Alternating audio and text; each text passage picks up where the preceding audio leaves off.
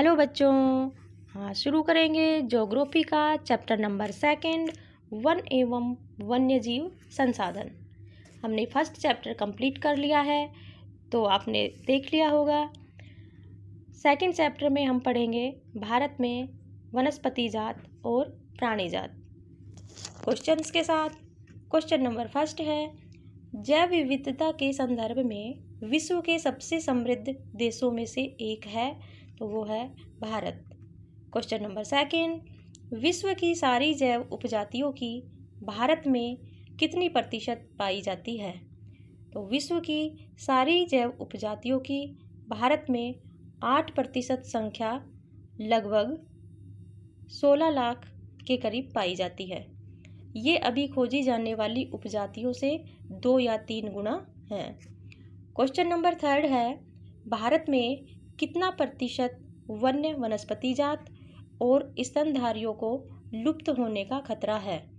तो भारत में 10% वन्य वनस्पति जात और 20% स्तनधारियों के लुप्त होने का खतरा है, जिनमें है चीता, गुलाबी सिर वाली बतख, पहाड़ी कोयल और जंगली चित्तीदार उल्लू और मधुका।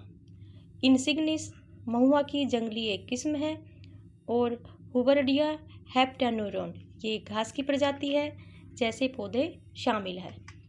क्वेश्चन नंबर 4 है, भारत में वन आवरण के अंतर्गत कितना अनुमानित क्षेत्रफल है? वन आवरण के अंतर्गत कितना अनुमानित क्षेत्रफल है? तो ये 8,07,276 वर्ग किलोमीटर है। क्वेश्चन नंबर 5 है, भारत में वन आवरण के अंतर्गत कितना प्रतिशत क्षेत्रफल है?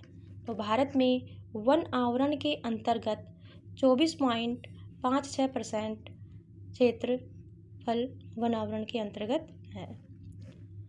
सुमेलित करने का एक क्वेश्चन है, सघन वन 12.4% है, खुला वन 9.26% है, मैंग्रोव वन 0.15% है। तो ये तीनों ही सही है। सघन वन के अंतर्गत 12.4%, खुला वन के अंतर्गत 9.26% और मैंग्रोव वन के अंतर्गत 0.15%। क्वेश्चन नंबर 6 है, स्टेट ऑफ फॉरेस्ट रिपोर्ट 2019 के अनुसार वर्ष 2017 से सघन वनों के क्षेत्रफल में कितनी वृद्धि हुई है? स्टेट ऑफ फॉरेस्ट रिपोर्ट 2019 के अनुसार वर्ष 2017 से सघन वनों के क्षेत्रफल में 3,976 वर्ग किलोमीटर की वृद्धि हुई है। वन क्षेत्र में यह वृद्धि वन संरक्षण उपायों, प्रबंधन की भागीदारी तथा वृक्षारोपण से हुई है। IUCN का पूरा नाम क्या है? तो IUCN का पूरा नाम है अंतर्राष्ट्रीय प्राकृतिक संरक्षण और प्राकृतिक संसाधन संरक्षण संघ। अब हम पढ़ेंगे विभिन्न जातियों के बारे में, जो कि प्राणियों की विभिन्न श्रेणियों में विभाजित की गई थी। तो सबसे पहले पढ़ेंगे सामान्य जातियाँ। सामान्य जातियों के अंतर्गत जिनकी संख्या जीवित रहने के लिए सामान्य मानी जाती है, वो सामान्य जातियों के अंतर्गत आती हैं, जैसे पशु, साल, चीड़ और कृंतक, रोडेट्स इत्यादि।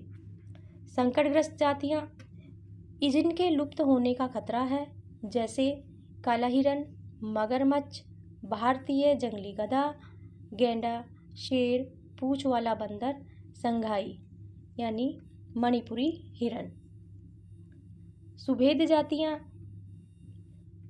जिनकी संख्या घट रही है, जैसे नीली भेड़, एशियाई हाथी और गंगा नदी की डाल्फिन, ये सुभेद जातियों में आती है।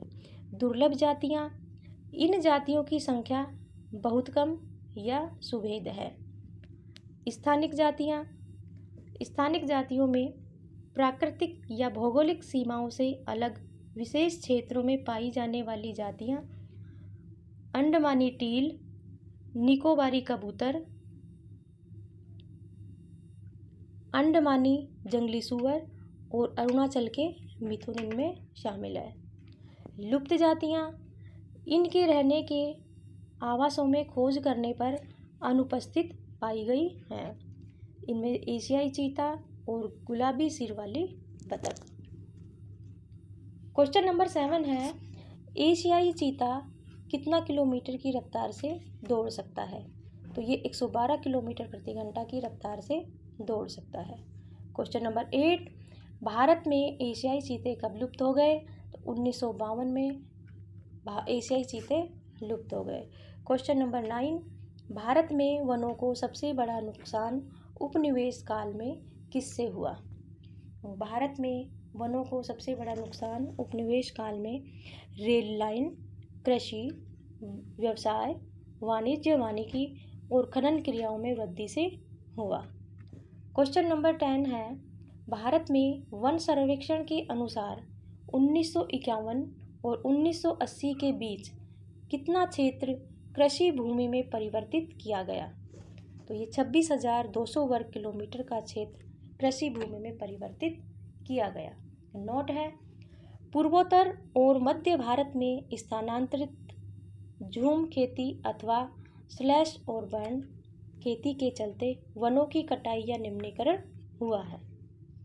क्वेश्चन नंबर 11 है, सागवान के एकल रोपण से कौन से वनों को नुकसान हुआ है? तो सागवान के एकल रोपण से दक्षिण भारत के प्राकृतिक वनों को नुकसान हुआ है। क्वेश्चन नंबर 12 है, हिमालय में चीड़ पाइन के रोपण से किन वनों को नुकसान हुआ है? हिमालय में चीड़ और पाइन के रोपण से हिमालयन ओक और रोडोडेंड्रॉन वनों को नुकसान हुआ है। क्वेश्चन नंबर 13 है, 1952 से नदी घाटी परियोजनाओं के कारण कितने वर्ग किलोमीटर से अधिक वन क्षेत्रों को साफ करना पड़ा है? 1952 से नदी घाटी परियोजनाओं के कारण 5,000 वर्ग किलोमीटर से अधिक वन क्षेत्रों को साफ करना पड़ा है। क्वेश्चन नंबर 14 है, मध्य प्रदेश में 4 लाख हेक्टेयर से अधिक वन क्षेत्र किस परियोजना के पूर्ण हो जाने से जलमग्न हो जाएगा? तो ये मध्य प्रदेश में जो 4 लाख हेक्टेयर से अधिक वन क्षेत्र है वो नर्मदा सागर परियोजना के पूर्ण हो जाने से जलमग्न हो जाएगा। क्वेश्चन नंबर 15 है, बक्सा टाइगर रिजर्व कहाँ स्थित है? तो ये पश्चिम बंगाल में स्थित है। क्वेश्चन नंबर 16, बक्सा टाइगर रिजर्व किस कारण गंभीर खतरे में है? तो ये डोलोमाइट के खनन के कारण गंभीर खतरे में है। क्वेश्चन नंबर 17, हिमालय यव क्या है? हिमालय यव चीड़ की प्रकार का सदाबहार वृक्ष है और ये एक औषधीय पौधा है। क्वेश्चन नंबर 18, हिमालय यव कहाँ पाया जाता है? तो ये हिमालय यव है हिमाचल प्रदेश और अरुणाचल प्रदेश के कई क्षेत्रों में पाया जाता है। क्वेश्चन नंबर 19 है, किस पेड़ की छाल, पत्तियों, टहनियों और जड़ों से टक्सोल नामक रसायन निकाला जाता है? तो हिमालयन यव है, इसकी छाल, पत्तियों, टहनियों और जड़ों से टक्सोल नामक रसायन निकाला जाता है। क्वेश्चन नंबर 20, हिमालयन यव से निकलने वाले टक्सोल नामक रसायन से किस रोग का उपचार किया जाता है? तो इस रसायन से कैंसर का उपचार किया जाता है। इससे बनाई गई दवाई विश्व में सबसे अधिक बिकने वाली कैंसर औषधि है। क्वेश्चन नंबर 21 सुमेलित कीजिए। भारत के आधे से अधिक प्राकृतिक वन लगभग खत्म हो चुके हैं। 1/3 जलमग्न भूमि सूख चुकी है। थर्ड है 70% धरातलीय जल क्षेत्र प्रदूषित है। 4 है 40% मैंग्रोव क्षेत्र लुप्त हो चुका है। तो ये उपरोक्त सभी सही हैं। ये सारा बुक से पढ़कर एक एक लाइनें उठाई गई हैं तो आप ज़रूर पढ़ें। क्वेश्चन नंबर 22 है, 1960 और 1970 के दशकों के दौरान पर्यावरण संरक्षकों ने किसकी पुरजोर मांग की थी? 1960 और 1970 के दशकों के दौरान पर्यावरण संरक्षकों ने किसकी पुरजोर मांग की थी? तो राष्ट्रीय वन्य जीवन सुरक्षा कार्यक्रम की पुरजोर मांग की थी। क्वेश्चन नंबर 23 है, भारतीय वन्य जीवन संरक्षण अधिनियम कब लागू किया गया? तो ये 1972 में लागू किया गया था। क्वेश्चन नंबर 24 है, केंद्रीय सरकार ने कई परियोजनाओं की घोषणा की जिनका उद्देश्य गंभीर खतरे में पड़े विशेष वन प्राणियों को रक्षण प्रदान करना था।